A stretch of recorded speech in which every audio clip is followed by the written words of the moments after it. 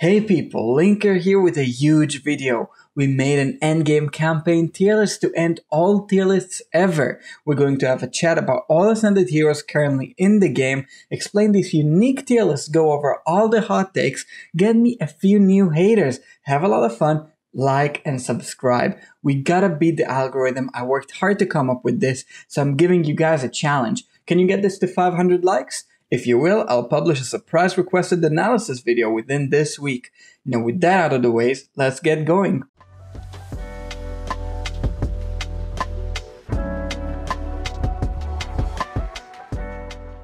Alright, so in this huge video we're gonna do three things.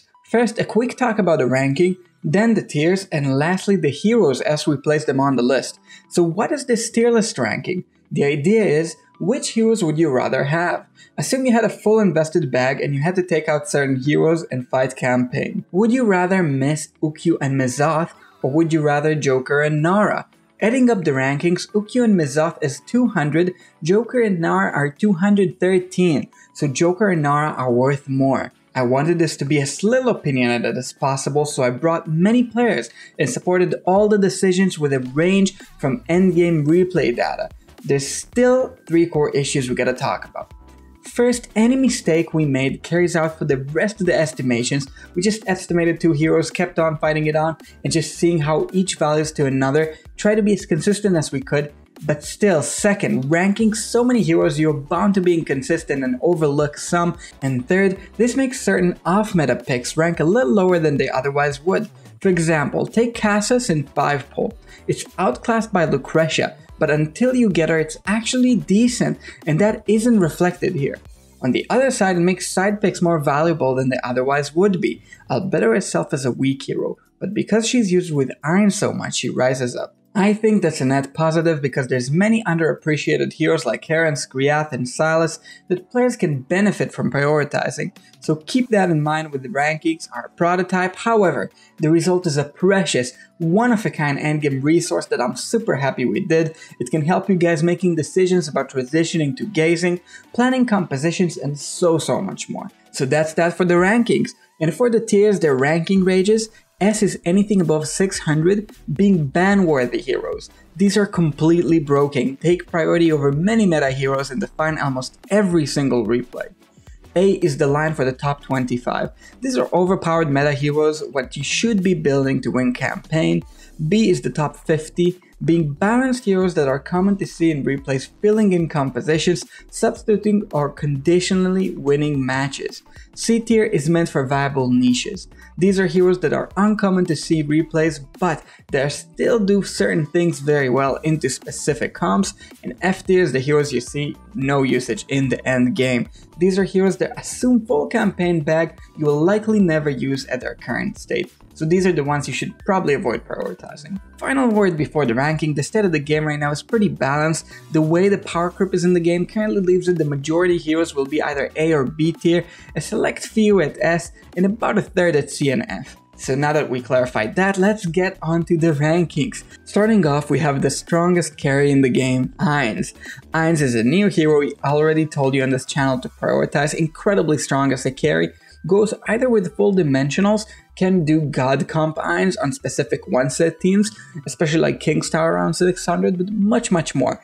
An incredibly prominent carry that one-hits KOs most anything. Players can use it since the very early game, and this is why he goes in S. Being one of the most powerful heroes in the game that just defines matches, his scaling is so completely broken, it just defines whole campaign replays. Second, we have Arthur. Arthur is an incredibly strong support hero tank that just handles everything in most sets. He's very strong in dimensional meta, goes well with Ainz protecting him and getting the Albedo buff, becoming almost invincible. He's so strong that as a tank, even without Albedo, he can tank for certain comps. Think Daemon or Isolde when you need a tank that can completely withstand damage, not immune but very tanky. And third, he has his buff. The crit buff helps heroes like Khazard, like Gwyneth very often. This gives Arthur a very solid spot in the A tier. Aziz, the lockdown Swiss knife, just completely stalling with the Horrify, Horfire is still one of the best abilities in the game. People sleeping on his furniture, making him very, very tanky. Hypogean bonus also sometimes fits on other sets like Thorin or Aaron, giving energy to all your team with his passive. Incredibly strong, could either go with a clutch team, just benefits from that one Horfire to get going, or in his signature God comp, placing him in one of the strongest heroes of A tier, on the verge of breaking it to S, just that strong. Warwick, a hero that sees next to no use. Sadly, his defense debuff, while viable in TR, which is good, just does not see anything in campaign. Can definitely see a rework, but until then will find himself on the bottom F tier. Pharrell is an interesting story. Most early game players and mid game players too, approaching chapters 29, 30, 31, 32, Sim and Aaron says they do the Aaron, Rowan, Pharrell Sphere. That set eventually falls out of grave for 5 comp and stall, with Damon or Isolde says taking Pharrell away. However, he retains a very strong, prominent support debuff hero. What he does is he can possibly disrupt with the spirits in new meta campaign that's very, very strong ability, and he's just a flexible hero that can go on virtually any team providing CC. So we see him in the God comp, we see him in the Isolde team, we see him in Damon teams, all those top meta. So Pharrell finds himself a very comfortable slot in the middle of A tier, one of those factional heroes that's still so strong that keeps remaining strong where he is. Thorn. Thorn is an interesting hero many people are sleeping on in the sense that they think he's F tier, and he's not F tier. Thorn is a clear C tier. This guy, if you invest in him, he can carry, and he has a very clear niche. Once he ults, the healing is out of the way. So if you see a campaign 36 to lean, if you see a Namor, you just can't handle them, your other teams are just not matching very well. An invested Thorn can occasionally be a good matchup.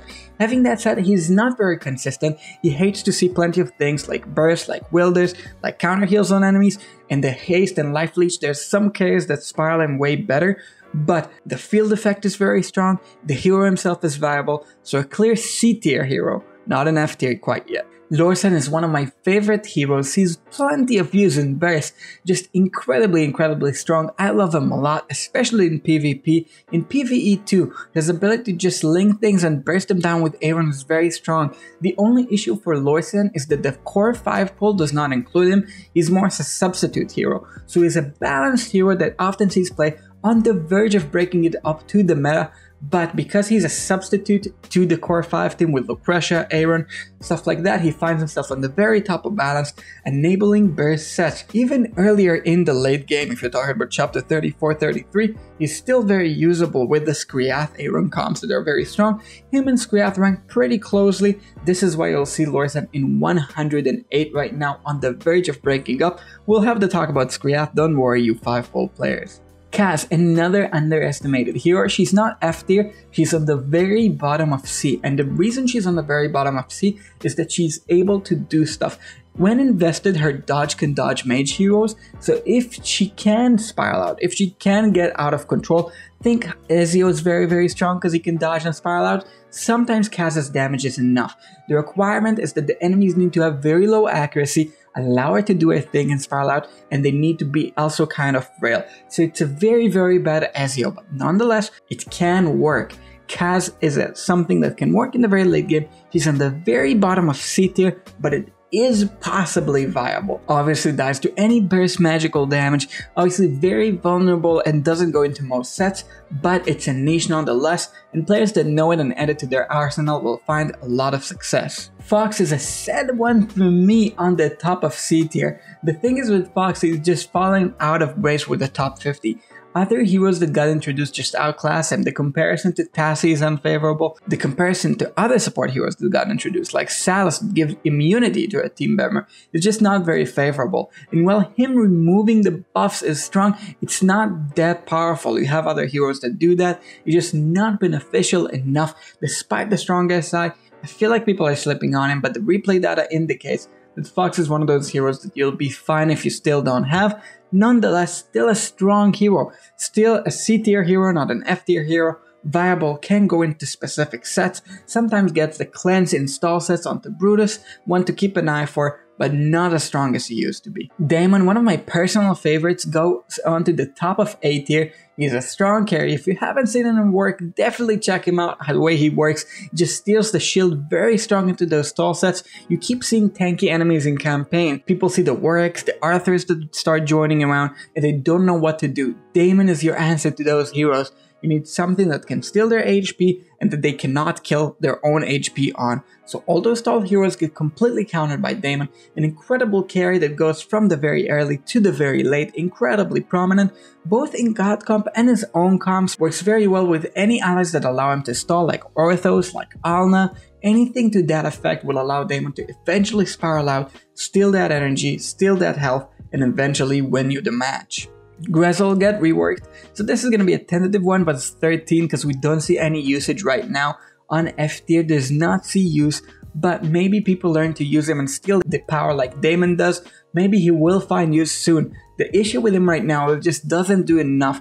Even with the reworked Demonic Assault, it might be good, does not stack too much, so the TR meta has changed with him.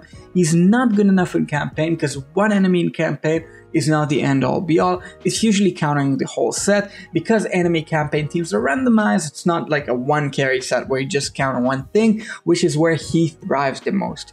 Also, complete Graveborn teams, stuff like Isolde and Daemon, can sometimes very rarely find use for him, but the buff that he provides is usually not enough. Where he shuns as in tower in campaign, he's a very rare sight, not enough to even justify the C tier, placing him on F. Zorath, a PvP king, such a strong hero, also very strong in PvE, synergizes with Orthos, synergizes with anything that keeps the match going for long, able to benefit from his buff going on from the fight going long enough. He's just a very prominent, a good Celes hypo, very strong on his own, does what he does best, fits greatly into those burst comps with Aaron as well as those stall comps, very flexible, very powerful. Furniture is powerful, obviously more so in PvP, but still one of those strongest heroes you gotta keep an eye for going into the A tier. Aaron suffered recently from the high scaling that he faces.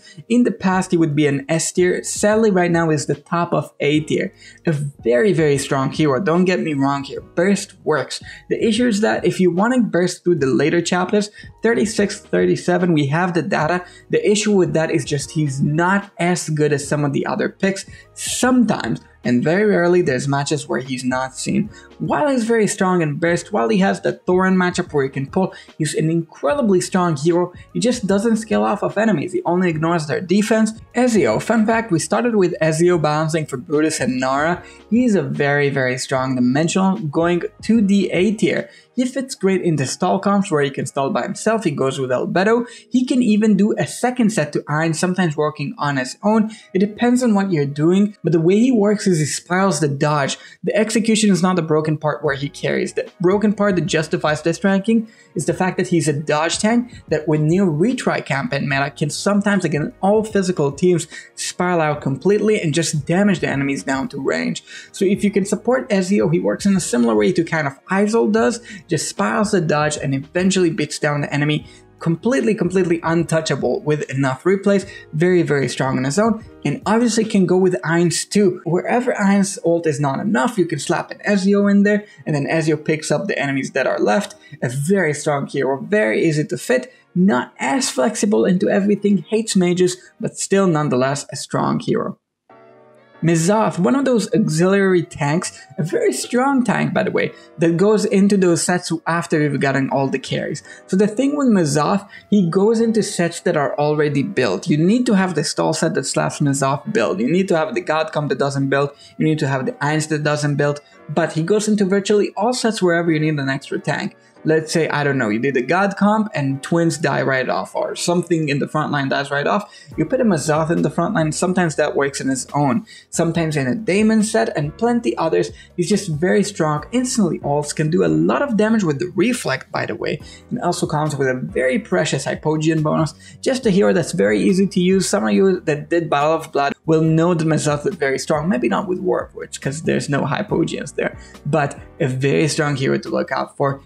Satrana, and people ask me about Satrana a lot. She's a balanced hero, she's not bad. People keep saying she's bad, she's not a bad hero. She's pretty difficult to use because you need to know what exactly you're counter healing and how you're using her cheat death. But once she has the investment in her furniture, some of her SI2, it will allow her to cheat death, not die essentially like a Brutus, and carry. Her damage is good enough to carry even at high deficits, so a hero that people overlook a lot, and if you do not overlook, it'll be an awesome addition to your arsenal, allowing you to overcome specific stages that others just wouldn't have. Now Mortis, people overhype Mortis, we have the number, he's a balanced hero. For a Celes hypo, this is a failure, but for an average hero, he's strong, he does well, he does great in TR into specific compositions. In campaign, it's a little bit more tricky, some burst sets use him, some Gwyn sets use him, sometimes we just want to do a carry that spirals out and really enjoys the buff to use him. I've even heard some fringe ideas with Mortis Greed benefiting Gorvo, a shield that he steals from enemies, and Gorvo reflecting the shield that kind of achieves, but a hero that's not completely mainstream, just a substitute on the end of that B tier. So watch out, do not get that guy beyond Elite Plus unless you're going all the way for TR. In campaign, he won't be that easy to use. Baden, and it makes me sad because I love Baden design. In the past, I think they should give him the old clones where he could spawn infinite clones, it'll be fun. But even his defense reduction is not enough, even in TR he's outclassed, just does not do enough on his own, does not carry, usually dies. Even with the one phantom that he spawns, even if you retry, just not good enough, even in tower and especially in campaign. A very sad story for a hero catching this 4 slot in F tier. How good is Hendrik? How good is Barricade? It's pretty good, it appears, because Hendrik doesn't only just do Barricade, he also knockback, people forget that. He also has the furniture, grounding heroes defense, people forget that. So if you want to have a very strong frontline, Hendrik is your guy. Any carry that can go in the frontline, think Saurus, think stuff like Zora, stuff like Aaron. Hendrik is a very interesting decision. Some Isolt sets I've seen in endgame, Hendrik works, and we see that in the stats. He completely outclassed Estrilda, which in the past he was competing for, but right now it fits into many sets, not just Gwyneth in the very late game. A hero that's pretty balanced, finding a very niche support core, but a good one that can fit onto many sets and can sometimes be a very strong hero that people sleep on. Athalia is a meta-defining hero. She's gonna be a low meta-defining hero because her scaling is just not enough, and disturbing heroes is not enough when you get one-hit KO. Stepping into endgame campaign, enemy scalings are scary. This is why her and Nara are gonna end up so close, because Nara gets an extra few seconds of CC nonetheless, and she has the energy reduction where Athalia does healing reduction. Energy reduction is more consistent when you're slowing down enemies and you die fast, but Athalia does her things still very, very well. She's a side carry, she deals damage, she cancels enemies, she's completely able to engage and keep enemies away. In the meta where campaign enemies have their signature item in the very end game, she finds it sometimes hard with her attack scaling to keep doing what she does. Nonetheless, a Disturb hero that's very straightforward to use, one that's very fun, ignores his C immunity because she can dive and then keep attacking, unlike Nara that if something is CC immune, she tries to grab it and just fails, and that idea, Thalia is a very decent hero, finding yourself on the bottom of the A tier, which is going to be the top 25 hero in the game, a very competed tier, and Athalia is one of them, even if she's not as high as she used to be. Oscar, a hero fighting the tiniest of tiny niches in the knockback stop. He stops heroes like Athalia, he stops invade from campaign. It's a tricky one to use. Nonetheless, Oscar is viable, it can do quite a lot of damage and spiral with dodge. So a hero that's very, very tricky to use, but does not fall enough from using campaign to justify a fall to F. One that you should keep an eye for, but has the tiniest of tiny niches. Keep that in mind if you do. Khazard, and we recently had a video on this channel showcasing Khazard, an awesome hero, one of the top 25 because he's able to lock down often forgotten, take support stuff like Arthur, stuff like Belinda increasing his crit, anything to that effect. Yet, Khazard, as strong hero as he is very fragile, so it does not justify anything higher than that. While he can carry or flex into those Saurus sets, anything that slows enemies down, he can do a lot of different things, and he has an Hypogean bonus, sometimes goes even in the God comp, sometimes goes into CC course. As flexible hero as he is, he's never completely overpowered, so finds a pretty balanced slot in the A tier. Now, people keep asking me, Linker, will you place Joker in the tier list? Linker, I want to see where Joker is on the tier list. Joker is meta. He's one of those balanced heroes that can fit into the meta. He does two things. He's either with Ainz completing lockdown, dealing damage. Riptide showed that off on his stream. Check it out and in the endgame chapter 35, and it works into 36 and after. He's not completely viable because he does not bring to the table enough CC just on his own, but a strong hero nonetheless, able to benefit from those CC cores on the allied field, sometimes able to carry, especially with the help of Albedo and Queen, but not completely overpowered, and usually not on those top 5 sets probably. So one in the B tier, in the top of B tier, one of those top 50 heroes that you'll occasionally see, and strong players using him will benefit from his power. A viable hero, not as strong as Ainz and Albedo, that's for sure. Brutus, and Brutus people tell me is unviable because he fell from grace, blah blah blah. That's not correct. Brutus' immunity is incredible, and I hear the 9 is mistranslated. It's every enemy that dies, the furniture 9, every enemy extends the immunity by 2, which is much better than the other ability, but we'll have to wait and see about that. Either way, Brutus' immunity on its own is just incredibly prominent. It goes into Isol sets and it goes into Daemon sets. These are pretty much the only two places where his tankiness, being able to be immune, remove all enemy dodge, helping physical heroes, just incredibly strong. More rarely in those winner sets, just making Harry deal more damage while he's immune as a frontliner. So an interesting hero, does not fill anything of his old campaign role dealing damage, but a strong one to keep in mind and use for the support and for the niche that he gives. Saurus, and this is one that I had to support with the endgame replay data, sadly is not as high as I'd like him to be. I estimate him slightly higher than that on the very bottom of this tier, pushing up here, but from the replay data, from consulting with players, we just see him placing in the top of B tier. Saurus, a very strong hero, goes in burst, in some God Comp variants, in some stall variants, even in some flexible carry variants, multi-carry, where he finds a home with the likes of Atalia, Khazad, stuff like that. A strong hero spirals out, heals your team, but not strong enough and suffers from specific burst enemies, so if he's not able to ult multiple times and just kinda support his team, not as good as other heroes are, but a strong hero nonetheless, even stronger in TR, but stronger here too. And another hero that's gonna find at top of the B placing is Gwyneth. The carry, Gwyneth, the ultimate carry, has fallen off from grace. I'd love to place her in the top 25, but sadly she's just not there. So many dynamic enemies in the later chapters. We know chapter 36, 37, 38.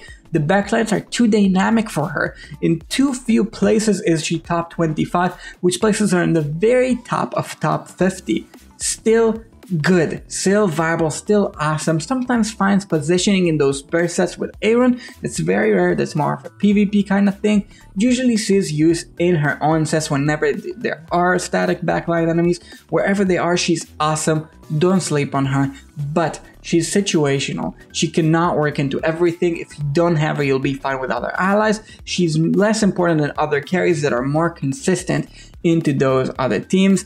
Those cores that you really need for CC lockdown, does the damage, but she's less strong than she used to be with all the recent heroes introduced, especially stuff like Ainz that are now introducing more carry sets, making it slightly harder for her to find her place. And speaking of incredibly prominent heroes that people are sleeping on and forgetting because of Tassie, here is Mehira. Mehira is powerful. If you think otherwise, get out. She's incredibly strong. Even for FTPs at 1 elite, 2 elite copies, she's able to sometimes completely lock down enemy teams, scaling completely on enemy team. So unlike Daemon that has a cap, even with the cap is very strong, Mehira has no cap, makes the enemies attack each other. An incredibly strong ally to behold, and one that is finding places even in the God Comp, but sometimes in her own style sets. Very powerful, so keep an eye for Mehira. A very strong set for the future, in the God Comp and in other sets.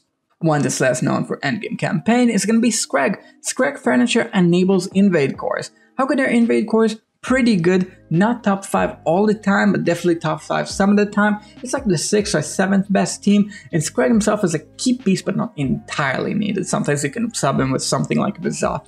So Scrag very strong with his furniture, a hero to behold, has the mitigation passive, so very strong with that.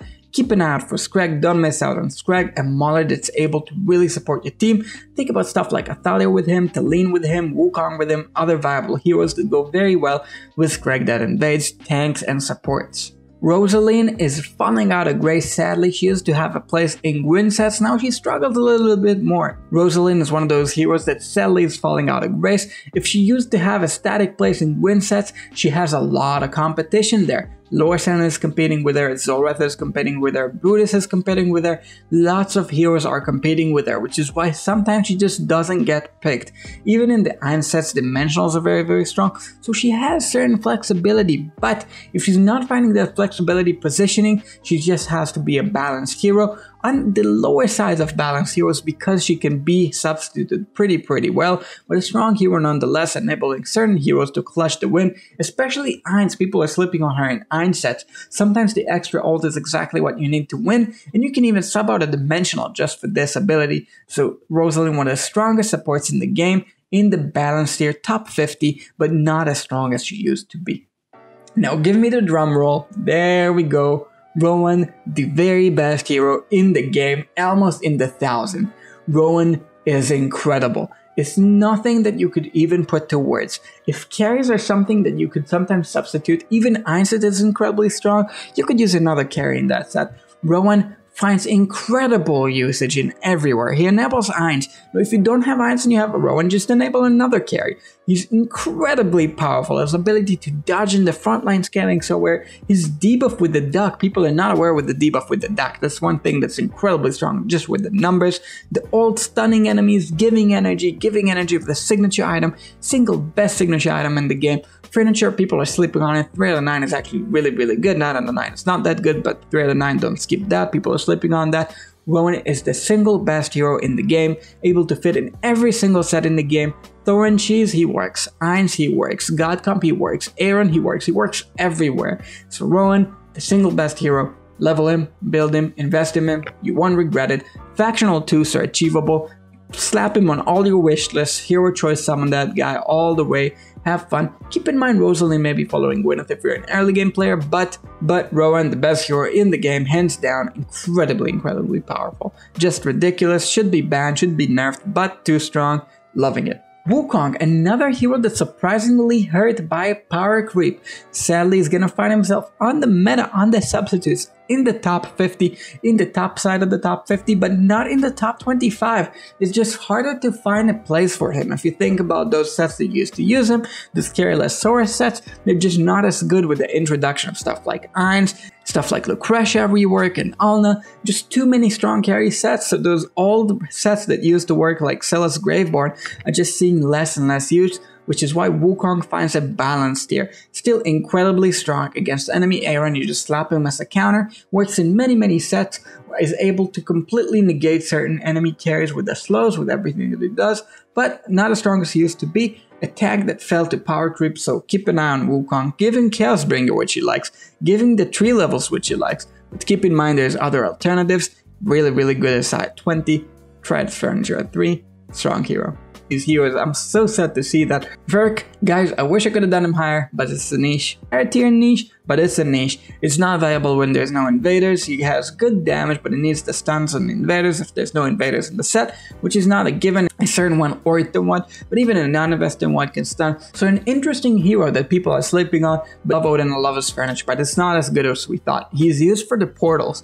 This is one thing, and there's another hero that's coming down here that surprised me in usage, and I had to place it very high. The portals are the reason Odin is being used. It can completely lock down certain enemy clumps. He's used with Daemon and Isolde mostly, but also certain other comps where he's just able to lock down specific enemies. If what he does with the energy in the portals is good, he will be good. Into most matchups, it's not that trivial to do, and it takes a high skill level in the game to use him, but he sees some endgame campaign usage justifying this slot, buffing specific allies, anything that scales an attack very strong. So a hero to keep in mind and invest in if you want the furniture that's niche carving in my opinion. Naka loves dimensional comps, but not trivial to fit on dimensional comps.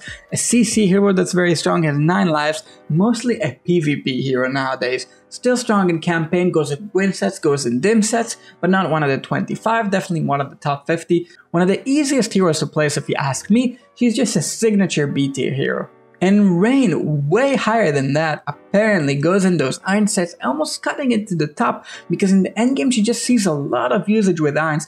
The crit and the energy that she gives is just so good with him. It just works very well. Rarely is even seen in the Gwen sets. Her new furniture is very strong, bursting down specific enemies. I underestimated her. It seems many endgame players like her, and the replay stats show the same.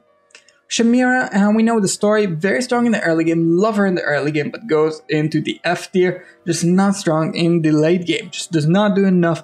The ult scaling does not scale very well, love her at level 160 to 240, but then after that she's just not good enough, outclassed by Damon.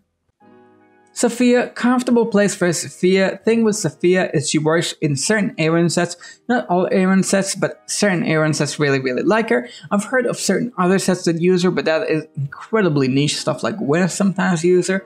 But she's mostly in those Aaron sets, and she is a top 50. It's not a niche, but not incredibly strong because the damage in the late game is not enough. She usually does not do enough damage. Nonetheless, a very strong hero that people should still build. Not the signature item and the furniture. These are not what makes her incredibly strong, but rather the buff. She just does the 15-second spectral. That's all you really need from her in those Aaron sets. And when you need her in those Aaron sets to let him burst that key enemy, you'll love using her. And that's where she is. Solis. A niche. It's a niche. It's a nice niche. She does the flowers. I've seen those videos where she does 3 flowers with the signature item furniture and they just go to town. It can work. It's very rare that it can work.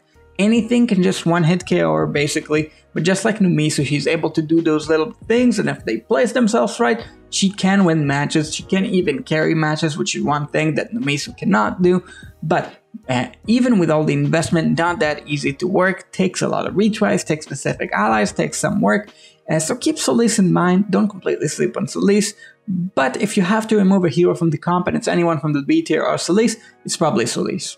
Cecilia, a niche hero, another niche hero, but she does the little circle and the stun, a very specific role. So the circle, it reduces damage, which makes her very strong in certain win sets where you have a very locked down backline, certain sets that really need to lock down specific enemies. Replay data indicates she works in some God comp sets, in some iron sets, in many places. So Cecilia can possibly a niche in many different sets. She doesn't have a signature set. It just takes specific enemies that really suffer from Cecilia to make her go to town. Just like Drez. Now Drez is a carry, very interesting carry. Gets the shield with a signature item and furniture, does not get a lot of it, but when fully invested has very high stats, can get a lot of haste on him. And that makes him attack and crit and smile from the crits. He has the thing that procs whenever he crits. So Drez, a niche hero, but another one that can work into specific matchup, specifically the ones that don't kill his smaller support, and specifically the ones that are not very good into dodgy heroes like him. Lucius, even though his furniture is good, sadly is just not good in the late game, completely outclassed by the likes of Hendrik, think anything like Arthur, that just give way more to the team. His scaling, the bubbles, they have the scaling of 500%, and that's awesome when your level deficit is 1 to 2. It's very sad when your power ratio is 1 to 4. The shields, the bubbles just get popped instantly, and that's all he does. The knockup is awesome, but not enough. And sadly, even the cleanse that he gets into specific enemies, usually the enemies you want to cleanse are in the backline and the front line. There's other ways to handle them. So sadly, does not find a place in current campaign. Might find with some changes, but right now he's a very strong early game hero, and that's what he is. Also looking forward to using him in War of Rifts against opponents that forget how good his bubbles scale. Anarchy. Top niche, almost top 50, but top niche, just does everything he does in invade comps. Doing the shields is sometimes very strong. As some people discovered, doing the ranger artifact shield removes all kinds of CC like Fox. Anarchy shield can sometimes do the same. It's very interesting to just mix and match him into specific comps, but he's best in invade comp alongside the likes of Screg. There he protects and lets your invade team just really go to town, knocking back all enemies and doing what Anarchy does. Now right about Anarchy we have Theo. Theo is a top 50 hero, and I know that's a hot take, but we see the replay data. It's strong what she does, the spirits, the split, the CC, the energy steal. She takes investment, but in this format we're taking investment into account. And if you have invested in Theo, Theo will not fail you if you know what to match her into. So while her matches are super specific and she takes investment in those matches, she's so good, she finds a top 50 placement in those counter sets for energy, for healing, whatever it is. Talene, Single strongest hero in the game on her own in my opinion, like in a vacuum where you don't have the old meta and stuff like Roman does, but Taliyah, an incredibly powerful hero, can either support or finds the place in the God comp. We've talked about a lot on this channel, cannot even really die, just so strong, sees King's Tower usage just a lot on most sets, even on Iron sets, finds everything. So she's a part of the top 4 comps and she's a key part of them. So this is why Taliyah is a defining meta hero that should definitely be nerfed but sub buffs recently. I don't understand it. Don't even ask me about that. If you need to know more about Taliyah, just watch the channel, I have lots of content about her. Lyca. How strong is haste buff and enemy damage buff? Apparently, pretty strong. It's pretty strong. The thing is, she goes into anything that does physical damage. It's mostly Aaron sets that needs the haste, it's mostly Aaron burst sets, but she has some more flexibility than that. The only reason she's not higher than Aaron is the fact that as Lyca, she does not 100% facilitate the placement in all burst sets. We've talked about this in the burst video, by the way, check it out, it's in the channel, but Lyca herself, incredibly strong, can be substituted for the likes of Orthos rarely, but incredibly strong in those burst sets, has some flexibility, a powerful hero that's a core of a team and can find place in many other teams. Belinda, another niche, definitely a niche, she gives crit. It's not the carry Belinda thing that you have in the early game, she just gives crit, and sometimes you need the crit on heroes like Kha'Zix and Gwyneth. That's it. That's all she does. It's everything. She gives crits. Maybe Drez sometimes, I don't even know, I haven't tried that. But she gives crit, and giving crit can work sometimes, very rarely. So she sees extremely fringe usage for the crit, but she sees usage, so gotta put her in C tier. Tasi is gonna be in the top 3 of the top 25 heroes. She's almost breaking the lines. Her CC is incredible. The banish is incredible, she scales off of enemies, she just ticks off all the boxes. Incredible team CC, check. Scaling off of enemies, check. Single target CC, check. Healing, check. Haste, check. She just has everything that you can possibly want in her kit. This makes her go in God comp, in anything that needs some more stall, certain Daemon teams, certain Isolde teams, certain stall teams, certain Kha'Zix teams, even certain Ainz teams. If Tasi is what you need, you'll know, and if you use her, you'll feel it. Tasi is one of the strongest supports in the game, hands down, and deserves this spot in the top 25 heroes of the game, probably the top 10 too. As we go down the list, you'll see where she places. Nara. Very top of the tier, barely outclassed by Athalia, very barely. So Athalia, the engage is just better. Some heroes can be engaged by Nara and kinda ignore it, as we talked with Athalia. Nara sometimes is susceptible to enemies that are CC immune, yet does the lockdowns better than Athalia and reduces enemy energy, which is a better debuff if you're doing those burst matchups at a very high deficits. But less good than Athalia all in all. Very strong hero, does the same. Often you'll see them together if you really want to disable an enemy backline. Those that are static, not with Gwyneth sets. Nara is the hero of choice, she'll be very powerful in those sets. Queen, ranking lower than Joker. We need to talk about that. The knockup is not good enough for Gwyn sets, and she's super highly contested in dimensional Ainz sets. So just hard to find a placement. The main placement for her is what I've predicted. It's those stall sets, but not only she needs investment, she's also not that good there. So sadly, Queen is gonna find the top in those niches. Queen does have a niche. The niche is the idea that she can crit and just spiral defense and just do what she does. Sadly, that niche is into specific heroes and with specific carries. So she goes with Joker, she goes in stall sets, but she's not necessary in either set, which makes her a niche in those sets that are not in the top 5, which is why she's gonna find herself in the C tier. A more strong placement has to be in the dimensional Iron sets. Kelthur is gonna find a very low slot in the top 50 just for the Thorin usage. He doesn't see use as a carry despite his scaling, despite how high his attack is. It's just for Thorin. We'll rank Thorin very soon. But Kelthur is one of the best heroes for displacement. He does that one thing very well, which makes him a substitute hero. You can sometimes use other sets than offensive Thorin. You can also sometimes use other heroes. But if you choose to use Kelthur, he'll do his thing. He's in the top 50 and he's one of the best supports for Thorin in that one specific set. Isolde. Isolde is an amazing hero, has the engage with the needle on, has the buff that's just so strong, the 9 make him even stronger with all the healing that he gets. Every percent of health that he loses increases him. So it's a very interesting spiral mechanic where you need to control his health, but once he's ulted, he gets this reduction, and the reduction stacks, makes him an incredible prominent endgame carry, ranking in the 8. I hate that set, but it's a good set. Whatever. Flora, comfortable balanced placement both in the Thorn set and certain stall sets, has substitutes herself, but is definitely a top 50 heroes. Personally, I'd love to place her higher, but she does find those substitutes in those endgame compositions. And one of those very, very weird substitutes I see all the time, and this is super weird. I don't understand this. Help me understand this, guys. Endgame players are talking to me about this. I never understood it, but Peepa justifies this placement. I have no idea why. I have no idea why Peepa is this strong. I have no idea why people use her all the time. She's used with Odin into specific sets. AMB talked about this in the podcast, but I did not anticipate Chapter 36 Whales to be using it. I didn't think it's gonna happen. I'll admit, I didn't think it's gonna happen. I don't know. I can't explain this one. It's plainly off of the usage stats, but she is used. She's used with Saurus and stuff like that. Sometimes some Aaron sets. I have no idea how this works, especially the Isol one. Maybe for the charm, maybe when the Moranai doesn't work. I don't really get it. However, Peepa is there, just usage stats, that's it. I said this is not going to be opinionated, so I hold myself to that standard. It's not going to be opinionated, but it's weird as hell. I don't understand why Peepa's there, but that's where she is. Do with that information what you will. Thane, love him, Goody shows the usage, awesome guy, but sadly is F tier. Doesn't work into as high scaling as easily as the champion progression goes on. 34, he's fringe. 35, hard to fit him. 36 is completely absent from anywhere. Maybe Goody will bring the word and use him everywhere at max deficit, but until then, have to place him in the F tier. Sadly does not see enough usage to justify anything higher. In Olmus, single worst hero in the game, flat scalings, not enough healing, falls into a lot of enemy counter healings.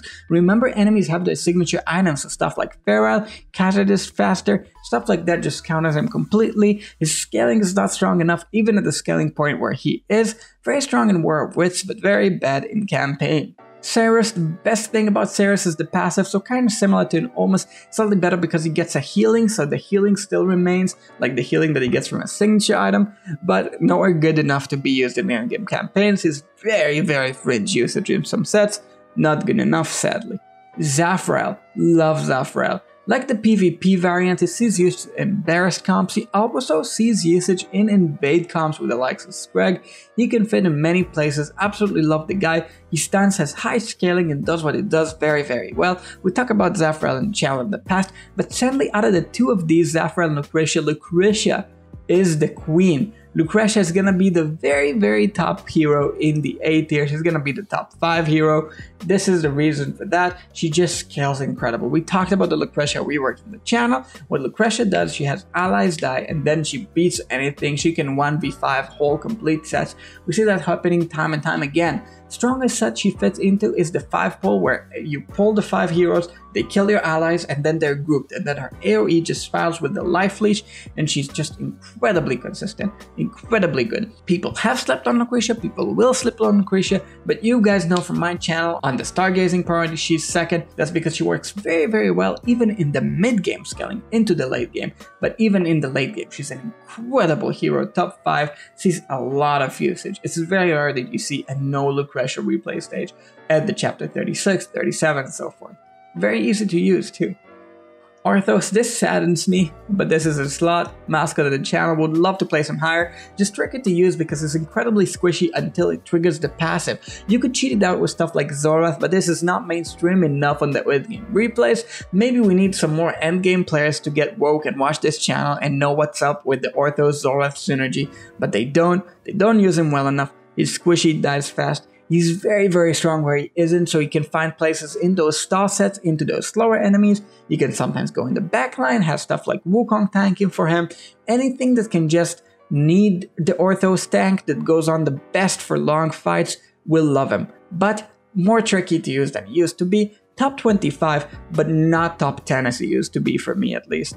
Cassus, so we talked about Cassus, just not reflected, can substitute Lucretia in 5-pull with heroes like Flora, but once you have those, just less consistent in all of them, so finds a place in the F tier, has very strong furniture, lets him mitigate since the rework, 66% if you're tricky about it enough, but not good enough sadly, so finds himself in the F tier, rarely ever used past chapter 35. Gorvo, flexible hero, does the CC that he does very well, love Gorvo, absolutely awesome hero. Has great CC core, has the shield, maybe even be able to reflect the shield in more of the sets that we haven't seen yet, but Nice hero, balanced hero, bottom of the balanced tier, but nice to use sometimes in burst. When you need the extra CC that Gorvo provides, he's there. When you need to counter SI30 Gwyneth on the enemy team, Gorvo's there. So Gorvo is there for you. Know how to use Gorvo. Not used enough in my opinion. This is where the stats put him. I like him where he is. I would like to have him even a little bit higher. Twins. Second best hero in the game, first Stargaze to ever do. Incredible. Enables the God Comp on its own, the only Stargaze hero that enables the God Comp. Absolutely beastly.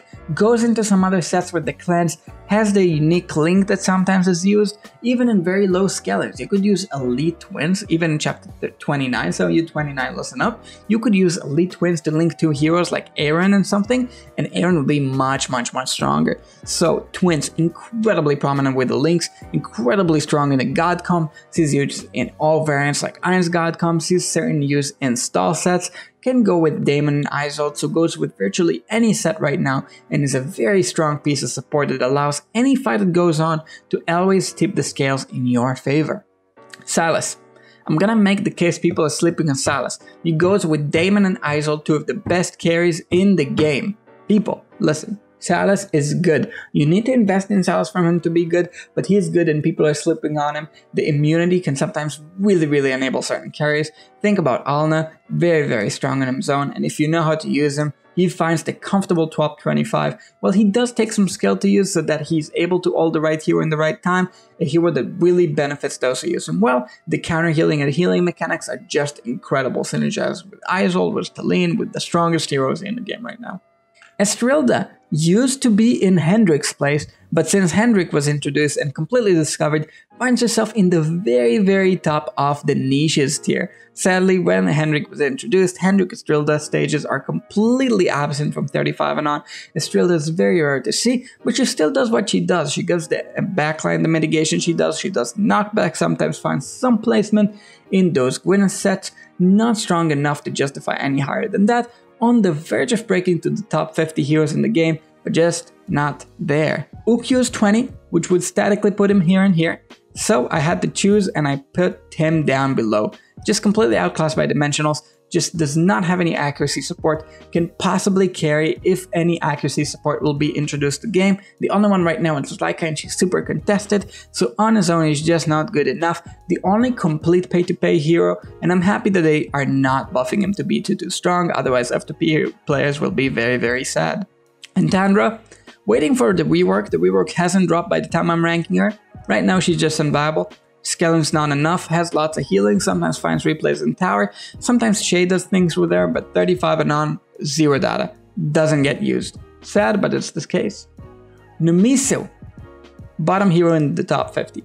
Love Numisu, made a video about Numisu, watched the video about Numisu, haste benchmarks to have him instantly buff the haste, make him viable in plenty of sets. Sometimes Aaron needs the taunt, sometimes Gwyneth needs the buff, sometimes anything needs the anything. Numisu is there, he does so many different things, one of the most flexible OG modelers. Keep an eye out for Numisu, a very strong hero that I like to see. Skriath Chicken, now you guys might be asking, what is he doing in this tier? How come he's not in the top 25 heroes? Don't people do 5-pull? And sadly, the sad truth is not always. 5-pull is viable. 5-pull is good, but there's alternatives. You can just do 3-pull into Lucretia. You can just do a whole bunch of myriad of things. You have stuff like Zoroath and Orthos competing for a slot in the 3-pull set. So, Skriath not staple, doesn't see use in every single Aaron set, sees use in the most. I would say about 60-50%, something like that.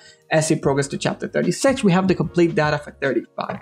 So Skriath fallen off slightly with time, still an incredibly prominent mauler that can completely enable your team in the 3-pull variant. So if you want a strong hero that goes with Aaron and will enable you in the late game and is a mauler, Skriath should be on that wish list so you can get a third piece of furniture, so it gives you the strong ability. Rigby. Sorry Kyle, that's where Rigby is. Might be viable in PvP and PvE, scaling just too bad.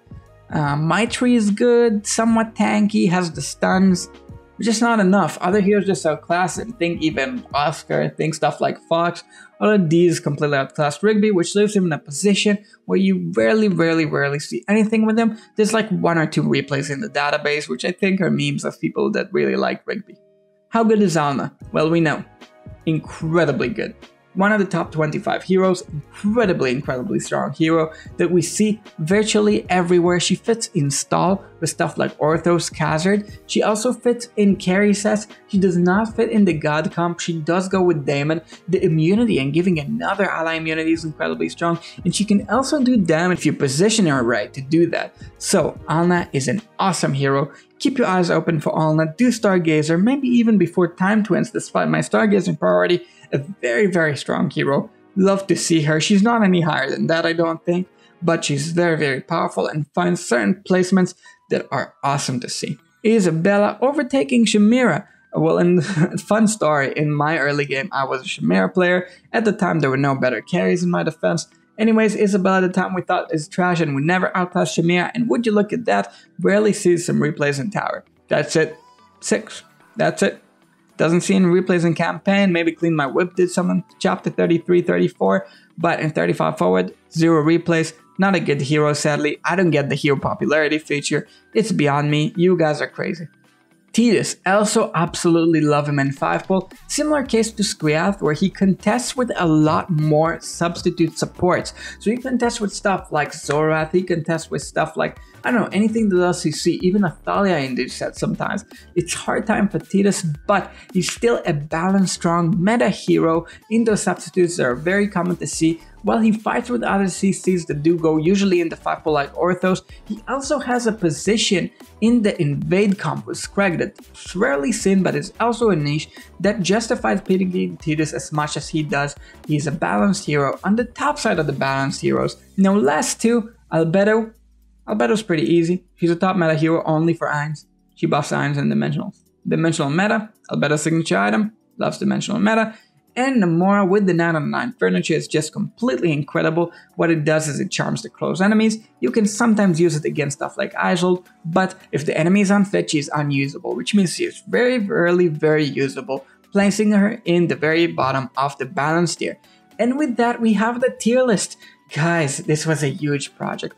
I hope you like this one. I know there's a lot of hot takes. The numbers are just a prototype. Keep that in mind. Let me know what you think below. Like and subscribe. It means a lot to me. I really need your help to beat the algorithm. Hasn't been too kind to me recently. We have a bunch of new haters, but we're growing strong. Let me know what you think below. I've started streaming on Twitch sometimes. So visit me in the link in the description. I'll put it down. And thank you. Thank you so much for coming. I hope you're having a wonderful day. And I've been Linker. Peace.